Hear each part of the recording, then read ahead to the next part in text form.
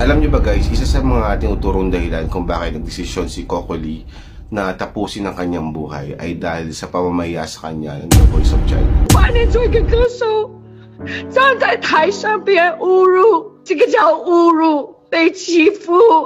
So sa mga di nakakilala sa kanya, Coco Lee is one of the brightest star noong year 2000. She was founded July 2023 because she decided to end her life. So bago siya mawala, meron siyang isang show na ginawa sa China. She was part of one of the judges sa The Voice of China. Sobrang hit ng show na to, kaya naman halos lahat ng tao sa China pinag-uusapan ng show na to. So during the show, isang video clip yung kumalat. 你们最低分的是73，哪个人可以再比一次？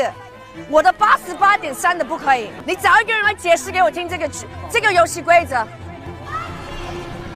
Alam niyo ba guys, isa sa mga tinuturong dahilan kung bakit nagdesisyon si Coco Lee na tapusin ang kanyang buhay ay dahil sa pamamaya sa kanya ng The Voice of China. 8年做一个歌手，站在台上被人侮辱，这个叫侮辱，被欺负。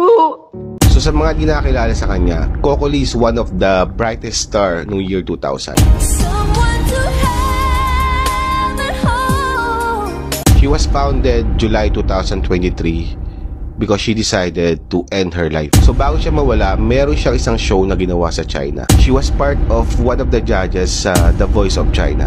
Sobrang hit ng show na to, kaya naman halos lahat ng tao sa China pinag-uusapan ng show na to. So during the show, isang video clip yung kumalat. 你们最低分的是73，哪个人可以再比一次？我的88.3的不可以，你找一个人来解释给我听这个游戏规则。